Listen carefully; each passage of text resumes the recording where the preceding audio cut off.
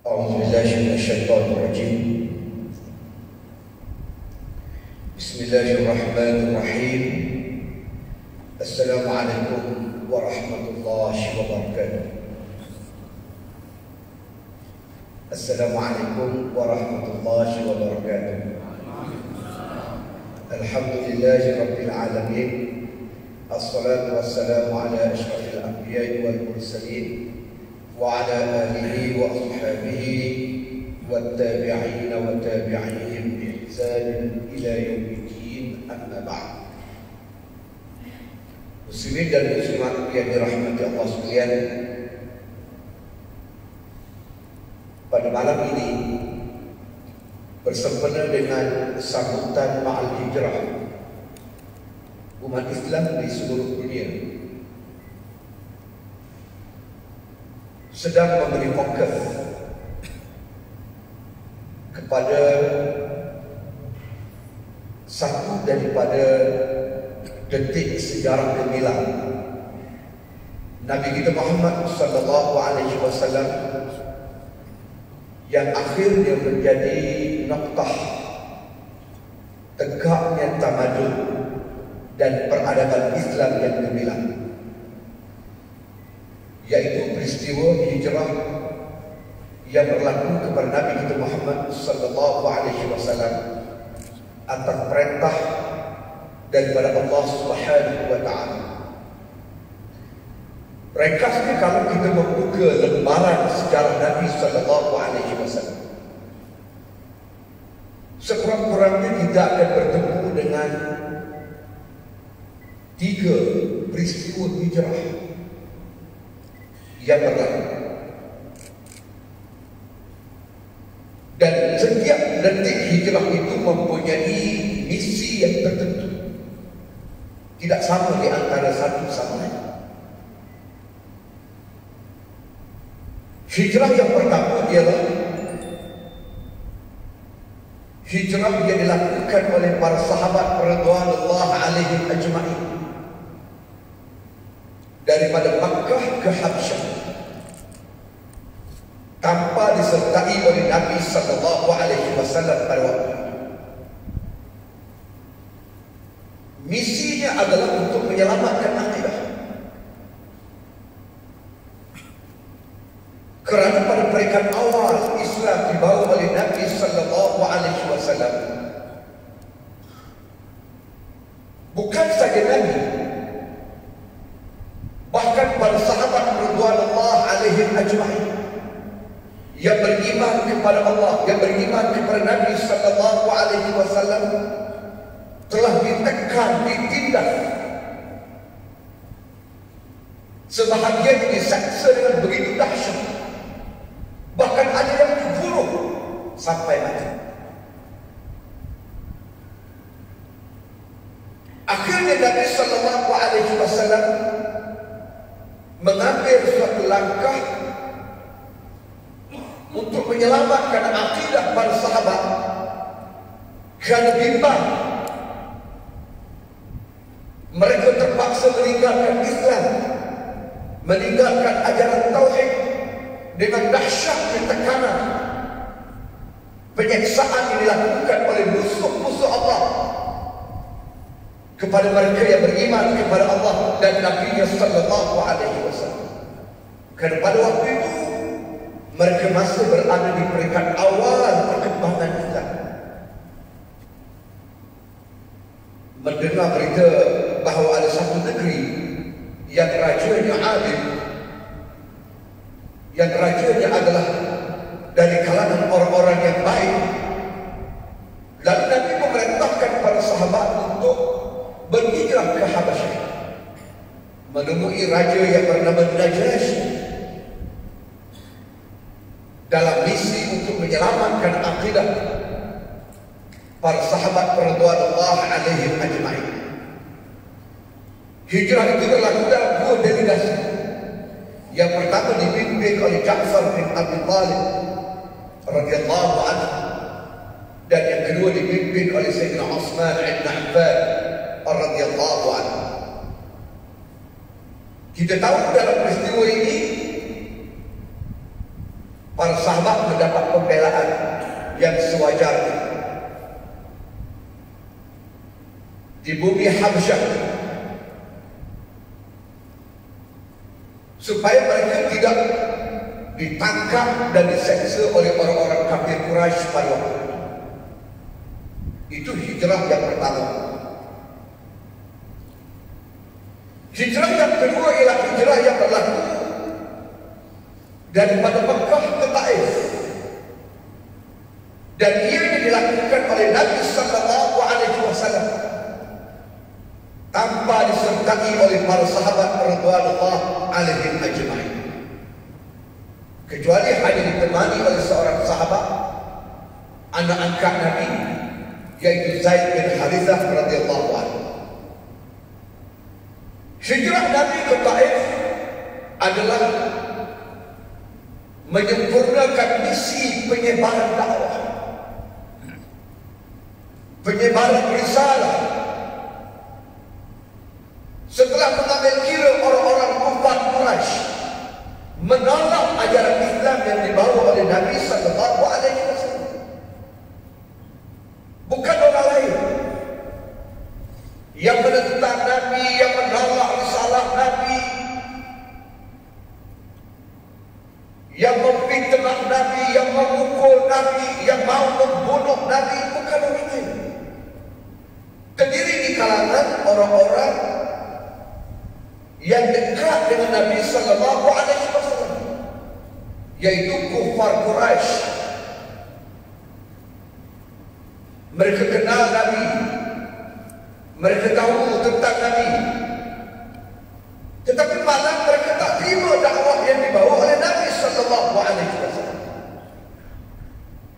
Malah mereka memerangi Nabi.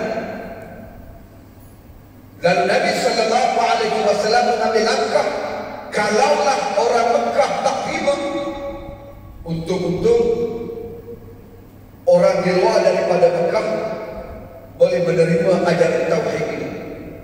Maka itu adalah percubaan pertama yang dilakukan oleh Nabi sallallahu alaihi wasallam untuk menyebarkan risalah Islam keluar daripada kota Mekah, setelah Mekah menolak dakwah yang dibawa oleh Nabi. Maka hijrah yang kedua, hijrah ke Taif, adalah dalam misi untuk menyempurnakan penyebaran risalah tauhid yang diwahyukan oleh Allah Subhanahu wa taala. Dalam peristiwa inilah Nabi apabila sampai ke Taif, Nabi telah dihalang, di mana pemimpin-pemimpin Taif telah mengupah anak-anak muda di kalangan mereka untuk menahan kedatangan Nabi sallallahu alaihi wasallam dengan caci maki, dengan fitnah, dengan kata-kata kesat, melemparkan batu ke arah Nabi, sehingga Nabi mengalami kecederaan, sehingga meningis darahnya sampai ke pipi. Nabi tak dibenarkan masuk ke kota Taif, kerana mereka rupa-rupanya terlebih awal mendapat maklumat daripada Taif, daripada Mekah, mengenai dengan kedatangan Nabi sallallahu alaihi wasallam. Waktu itu fitnah yang tersebar melalui media pada waktu itu ialah Muhammad ini adalah pemecah belah masyarakat. Ajaran yang dibawa oleh Muhammad adalah bertentangan dengan agama datuk nenek moyang. Muhammad membawa ajaran yang pelik. Ini adalah bukan saja macam-macam fitnah dilemparkan kepada Nabi sallallahu alaihi wasallam, dan berita itu sampai ke Taif. Wallahu a'lam. Wasat grup siapa yang memulakan penyebaran fitnah ke atas Nabi sallallahu alaihi wasallam sampai ke Taif. Akhirnya mereka menggerakkan anak-anak muda, orang-orang yang bodoh yang boleh diupah untuk memukul Nabi, menghardik dan menghina Nabi. Nabi tak dapat masuk ke Taif. Sangkaan Nabi meleset. boleh orang Taif terima dakwah setelah orang Mekah tak terima. Ternyata orang Taif pun tak terima. Nabi patah balik. Nabi balik semula ke Mekah. Dalam perjalanan pulang, Nabi singgah di sebuah kebun anggur milik keluarga Syaibah. Pada waktu itu Nabi bermunajat, merintih kepada Allah Subhanahu wa taala dalam doanya yang panjang.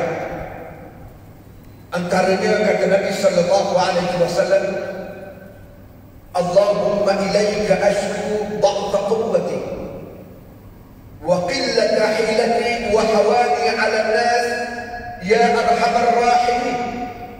Anta rabbi wa anta rabbul mustad'afin. Ila man takiluni ila ba'idin yatajahhamuni am ila aduwwin mallaktahu amri illam yakun bika alayya ghadabun fala ubali ila akhir doa. Nabi berdoa kepada Allah, ya Allah, ya Tuhan, aku mengadu kepadamu. Betapa lemahnya kekuatanmu, betapa sedikitnya helah dan upaya, dan betapa hinanya aku pada pandangan manusia. Ya Allah, Engkaulah Tuhanku dan Engkaulah Tuhan orang-orang yang lemah. Kepada siapa ya Allah Engkau nak serahkan diriku ini?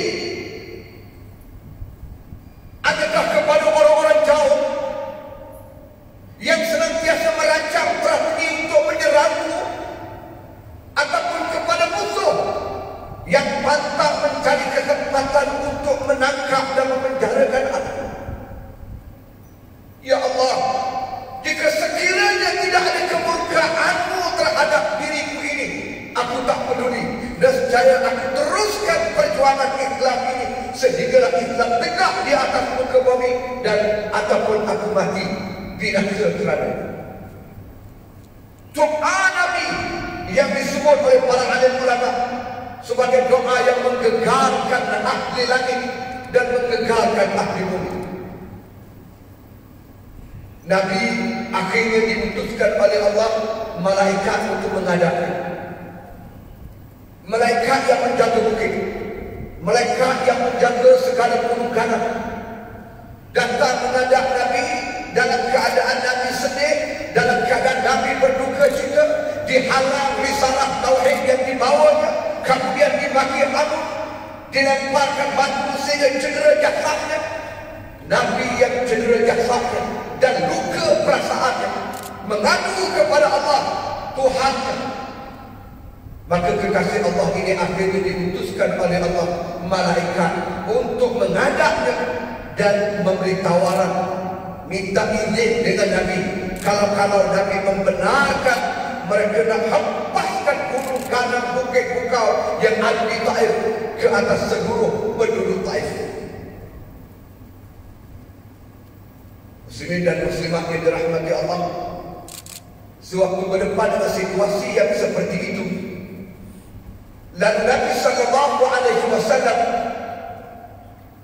mendengar tawaran yang sedemikian itu, Nabi jawab, la wallahi bal arju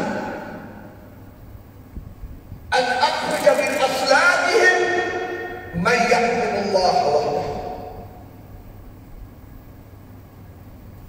Jangan, demi Allah, jangan dihempaskan bukit itu ke atas seluruh penduduk Taif. Jangan. Demi Allah, bahkan apa yang aku harap ialah akan lahir daripada sulbi-sulbi mereka generasi yang nantinya mengabdikan diri kepada Allah Subhanahu wa ta'ala. Masya Allah, satu sikap yang sangat hebat dipamerkan oleh Nabi sallallahu alaihi wasallam sebagai seorang rasul yang diutuskan oleh Allah. Dalam keadaan Nabi cedera, luka perasaannya dinafikan hak untuk menyampaikan risalah, dihina, dimaki dan diperleket. Walhal dia adalah kekasih Allah, Nabi ambil sikap supaya malaikat jangan menghancurkan mereka. Walaupun mereka sudah bersedia untuk menghempaskan bukit ke atas penduduk Taif, Nabi kata jangan. Kerana Nabi nampak masa depan untuk umat ini. Kalau dia hancurkanlah penduduk Taif, semua mati, tak meninggalkan takut, maka siapa yang akan beriman kepada Allah? Maka siapa yang akan mengabdikan diri kepada Allah? Lalu Nabi kata, apa yang aku harap akan lahir daripada sulbi-sulbi mereka, zuriat-zuriat, generasi-generasi yang beriman dan mengabdikan diri kepada Allah. Bahasa mudahnya, tak apalah, hak tua-tua hak ada hari ini, dia cerita masa tu dah bukan sekarang. Yang tua-tua yang ada hari ini tak terima risalah Islam, tak terima risalah tauhid, tak apa. Nanti insya-Allah akan lahir anak-anak muda yang beriman kepada Allah, yang beriman kepada Nabi sallallahu alaihi wasallam. Panjangnya akal Nabi, panjangnya jangkauan risalah yang diperjuangkan oleh Nabi merentas zaman. Kalau kena kita lah berada pada situasi yang seperti itu, sudahlah dinafikan hak untuk menyampaikan risalah, dipukul, dihina, dimaki, cedera jasad. Tiba-tiba malaikat datang, apa nak ubah mungkin? Agak-agak apa dah ubah? Saya tak tahulah orang lain, tapi kalau saya mereka tanya aku banyak-banyak umpah dalam ini penduduk zalim, ini penduduk tak boleh buat kira, tak ada toleransi, tidak ada keterbukaan. Apa salahnya bincang dulu, apa salah dengar dulu. Nabi nak explain tentang Islam, Nabi nak berikan penjelasan tentang Islam, dengar dulu, apa salah? Kamu dia fikir, nak terima-terima, tak terima sudah. Tapi dia tutup, dia sekat, dia tak benar Nabi masuk Taif, malah dicederakan. Dalam keadaan begitu Nabi kata jangan.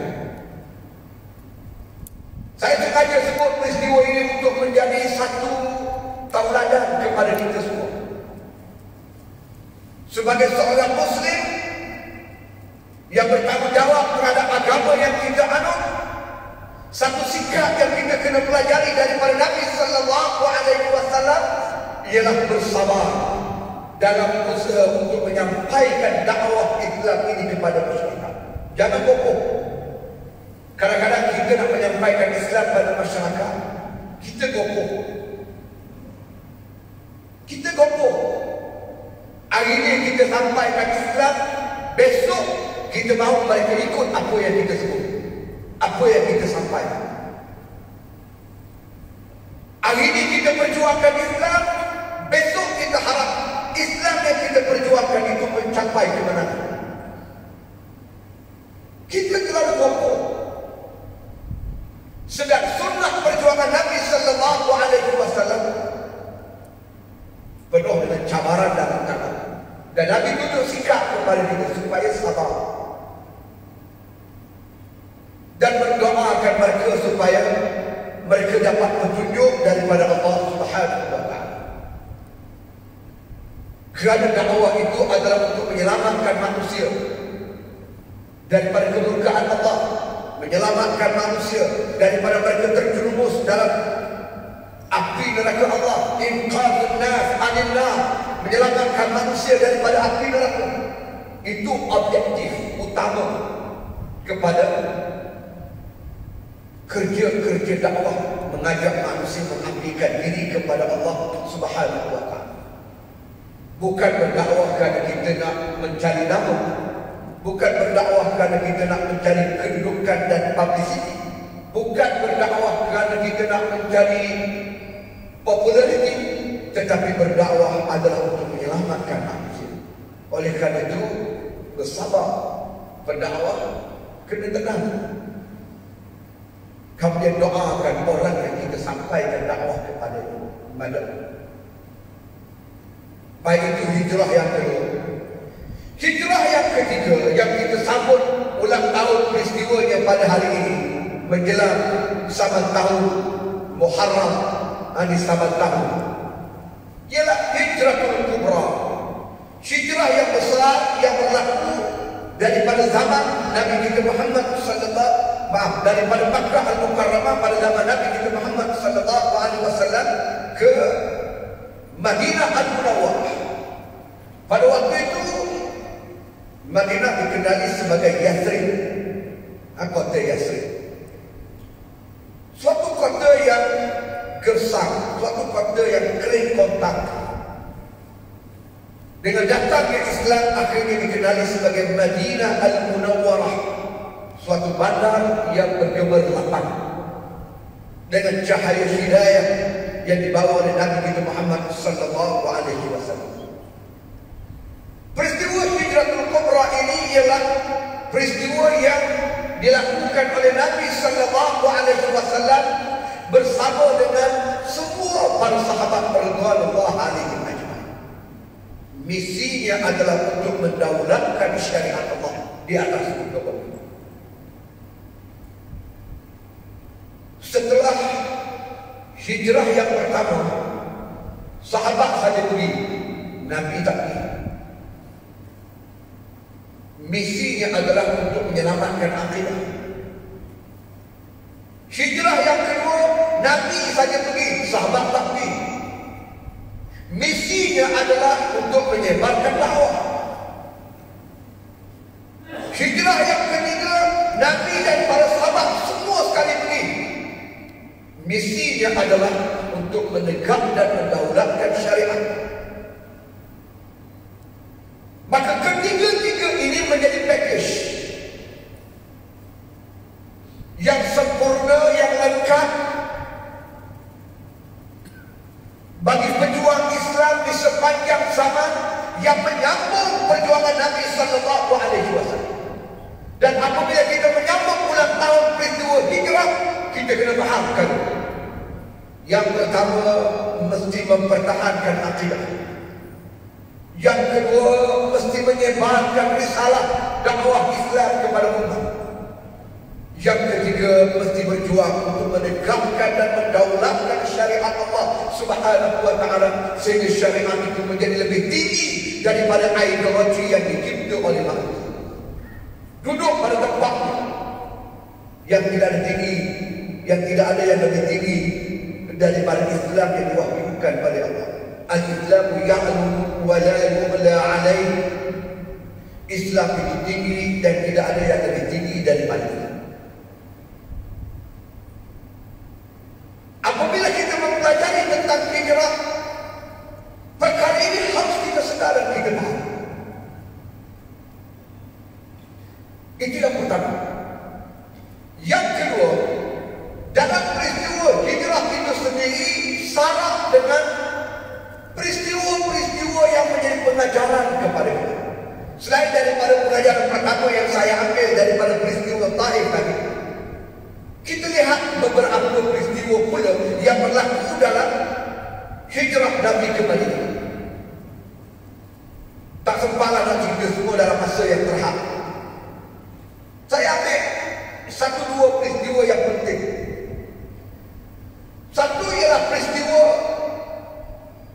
pengorbanan yang dilakukan oleh seorang sahabat yang bernama Suhaib Ar-Rumi radhiyallahu anhu. Suhaib Ar-Rumi ini dulunya datang selai tiga daripada Rum. Italy sekarang. Daripada Rom datang ke Mekah. Mendengar mereka bahawa lahirnya seorang manusia yang diangkat menjadi Nabi di akhir zaman. Dia nak cari Nabi akhir zaman. Dia pergi bermusafir ke Mekah selai tiga. Sampai di Mekah, mereka cerita dia bertemu dengan Nabi, dia beriman. kepada Allah dan Nabi sallallahu alaihi wasallam. Kepandaian yang ada pada Suhaib Ar-Rumi telah digunakan dengan sebaik mungkin. Akhirnya dia menjadi seorang usahawan yang ternama di Mekah, menjadi tokoh korporat yang berjaya. Kemudian apabila berlaku peristiwa hijrah, Suhaib Ar-Rumi ini antara sahabat yang mahu berhijrah bersama dengan Nabi dengan membawa semua harta-harta. Hartanya dibawa oleh unta. Digambarkan dalam sejarah, unta yang membawa harta Suhaib Ar-Rumi menyebabkan keadaan padang pasir pada waktu menjadi gelap gelita. Debu naik berterbangan kerana ramai dan banyaknya unta-unta yang membawa barangan milik Suhaib Ar-Rumi. Dia orang kaya, dia tokoh pemberontak. Begitu sampai kepada Abu Jahal. Lalu mereka buat sekatan. Dia tahan Suhaib Ar-Rumi. Dia tanya, kenapa nak pergi ke Madinah? Suhaib Ar-Rumi kata, nak ikut Muhammad sallallahu alaihi wasallam. Untuk apa? Untuk apa kamu bawa semua harta-harta ini kalau kamu nak ikut Muhammad? Suhaib kata, ini harta saya. Saya berniaga di bumi Mekah mencari rezeki.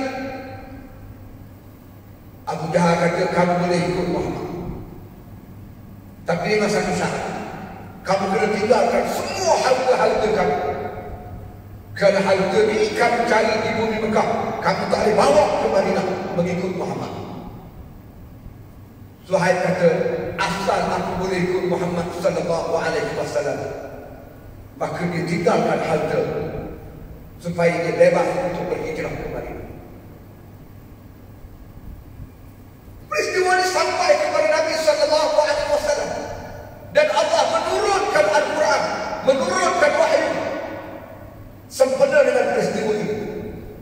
Wa minan nasi man yashri nafsahu ibtigha'a mardatillah wallahu ra'ufun bil 'ibad. Sebahagian di kalangan manusia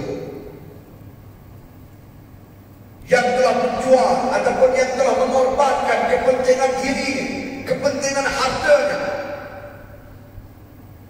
kerana Allah, ibtigha'a mardatillah, kerana mencari redha daripada Allah, kerana mencari kasih sayang Allah.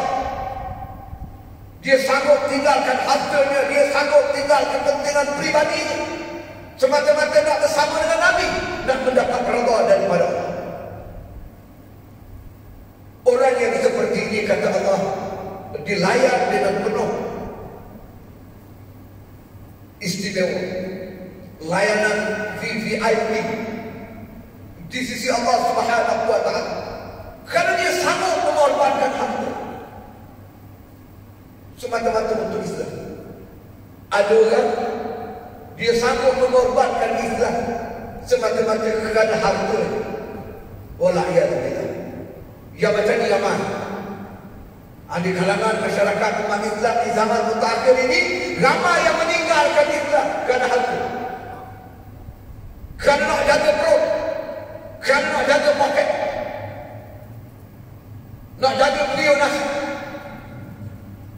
Bukan tak penting beliau nasi, bukan tak penting wang ringgit, tetapi mengorbankan Islam semata-mata kerana harta, ini adalah suatu sikap yang sangat tercela. Berbanding para sahabat mengorbankan harta semata-mata kerana Islam. Akhirnya dia berhijrah ke Madinah sehelai pinggang, sebagaimana awal dia datang daripada Rom ke Mekah juga sehelai pinggang. Akhirnya Allah memberi satu penghormatan kepadanya dengan layanan istimewa daripada Allah tentang manusia yang sanggup menggadaikan kepentingan diri demi mencari redha Allah. Inilah ummah Rabbani, tema hijrah kita ummah Rabbani, negara harmoni. Maknanya ummah yang patuh kepada Allah, ummah yang menjadi orang-orang Tuhan. Rabbani maknanya orang-orang Tuhan, orang-orang yang bekerja untuk Allah, orang yang taat kepada Allah, orang yang mengabadikan dirinya kepada Allah, masanya untuk Allah, tenaganya untuk Allah, wang ringgitnya untuk Allah, segala-galanya untuk Allah. Sebagaimana yang selalu kita lafazkan dalam sembahyang, inna salati wa nusuki wa mahyaya wa mamati lillahi rabbil alamin. Sesungguhnya hidupku dan matiku, ibadahku, salatku, lillahi rabbil alamin, semuanya untuk Allah. Kita buat pengakuan, itu ikrar, aku janji kita dengan Allah. Tapi ramai yang tak faham. Masa sembahyang, inna salati wa nusuki wa mahyaya. Di luar sembahyang, dia mengabadikan dirinya kepada harta benda, menjadi hamba duit, menjadi hamba wang ringgit, dan mengenepikan, membelakangkan Islam. Islam nombor 2, agenda Islam nombor 2. Nombor 1, harta wal iyad.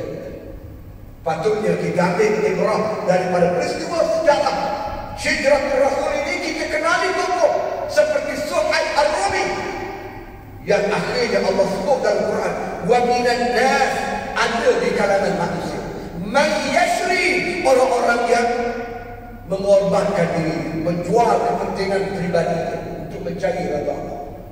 Ulama dia bahas ayat ini sebut perkataan man itu ialah nakirah lil alam, maknanya ialah umum, bukan saja pada Suhaib Ar-Rumi yang diberikan pengiktirafan oleh Allah, penghargaan oleh Allah dengan pengorbanannya. Maksudnya siapa-siapa saja di sepanjang zaman, jika sekiranya dia turut mengorbankan kepentingan diri, harta, tenaga, dan darah, nyawa,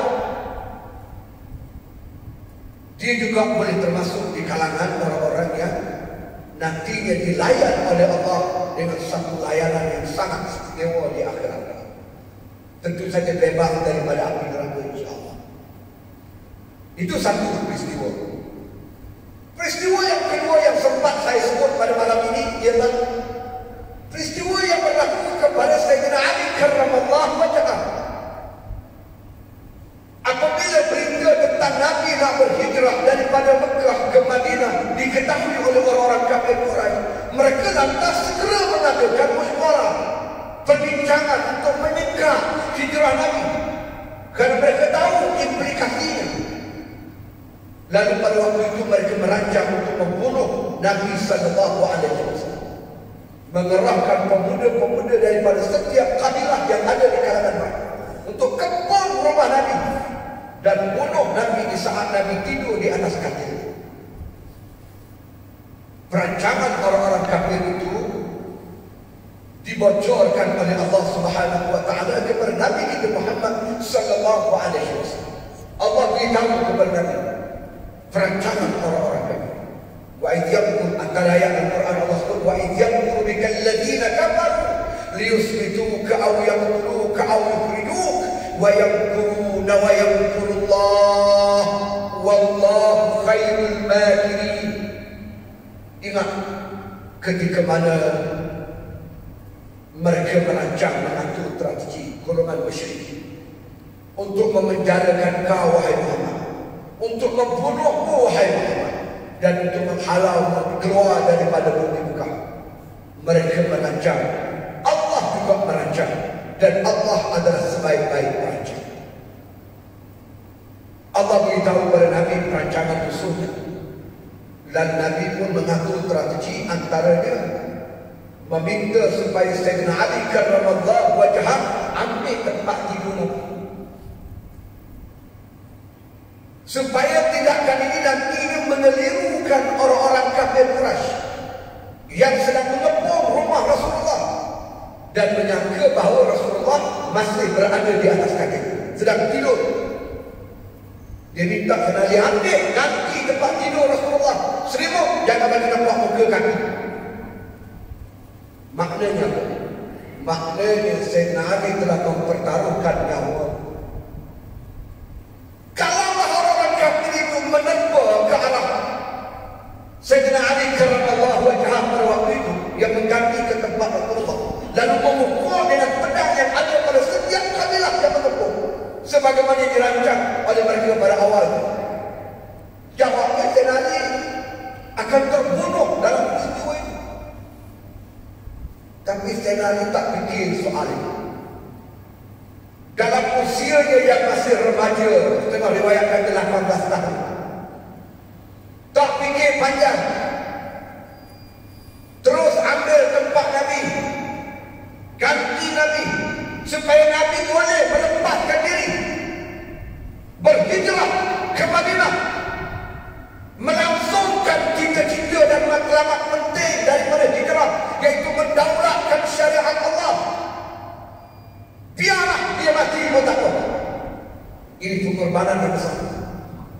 Mati pun tak apa, asalkan Nabi sallallahu alaihi wasallam boleh melakukan hijrah. Umur 18 tahun, seorang anak muda, memang hebat. Masya Allah, satu peristiwa yang sangat hebat. Kalau kita baca dengan tenang, dengan penuh basirah, peristiwa ini kita akan dapat menyaksikan bagaimana sahabat pada waktu itu pakak-pakak berkorban untuk menjayakan hijrah Nabi sallallahu alaihi wasallam. Orang kita umur 18 ni, tu tengah pegang motor, tu tengah lepak di kafe-kafe, main game, tak peduli agenda agama, tak peduli tentang Islam, apatah lagi nak mengorbankan nyawa untuk Islam. Bawa slogan muda hanya sekali. Oleh kerana itu enjoy. Betul, muda hanya sekali. Kerana muda hanya sekali itulah kita jangan enjoy. Banyakkan ibadah, banyakkan pengambilan diri kepada Allah. Kalau muda tu acak kali, tak apa kita boleh tangguh. Ni muda hanya sekali. Terlepas waktu muda, Nabi sebut iqtani khamsan qabla khamsin. Rebutlah olehmu 5 perkara sebelum datang 5 perkara yang lain. Antara inilah syababaka qabla haramik. Masa muda kamu sebelum datang masa tua kamu. Dah tua, tenaga pun sudah kurang, sakit sana sakit sini, macam mana nak jual? Masa muda ni lah kita nak turun ke medan, nak bekerja untuk menyampaikan risalah, nak mengajak manusia mengabdikan diri kepada Allah, untuk berdakwah, menyebarkan keadilan dan keindahan Islam kepada seluruh umat manusia. Masa muda, masa tenaga masih kuat, masih datang. Sayyidina Ali membuktikan kepada dia, bukan setakat beri tenaga, dia sanggup mati. Muslimin dan muslimat yang dirahmati Allah SWT, itu watak dalam peristiwa hijrah yang perlu kita pelajari. Akhir saya nak sebut, daripada peristiwa hijrah ini, apa sebenarnya kita nak capai dan apa yang kita nak ambil sebagai satu objektif bagi menyempurnakan ummah Rabbani negara harmoni. Apabila umat Islam itu menjadi orang-orang Tuhan yang patuh kepada Allah, yang memperjuangkan untuk menegakkan agama Allah, nescaya negara kita menjadi negara yang aman, yang sejahtera, yang harmoni, yang selamat, dinaungi keberkatan oleh Allah Subhanahu wa taala. Saya ambil daripada kata-kata seorang sahabat yang bernama Rubai bin Amir radhiyallahu anhu, di mana ada ulama sebut daripada kata-kata inilah menterjemahkan objektif kepada hijrah, yaitu sebuah perpindahan. Yang pertama, linukhrij man syaa min ibadatil ibad ila ibadati rabbil ibad. Yang kedua, wa min jawril adyan ila al-'adlil islam. Dan yang ketiga, wa min dhiqid dunya ila si'atiha wal akhirah. Yang pertama ialah berjuang untuk mengeluarkan umat manusia daripada perhambaan sesama manusia kepada menghambakan diri kepada Tuhan yang mencipta hamba. Dan yang kedua, keluar daripada kezaliman ideologi yang dicipta oleh manusia kepada keadilan Islam yang diwahyukan oleh Allah. Dan yang ketiga, daripada kesempitan dunia yang penuh dengan fata morgana yang menipu daya kepada keluasan dunia dan akhirat yang dijanjikan oleh Allah, kepada mereka yang beriman dan beramal saleh. Itulah 3 objektif, dan insya-Allah mudah-mudahan pertemuan ini adalah pertemuan yang diridai dan diberkati oleh Allah Subhanahu wa taala. Aqulu qawli hadza wa astaghfirullah al-azim li wa lakum wa lisairil muslimin wal muslimat innahu wal ghafurur rahim. Assalamu alaikum warahmatullahi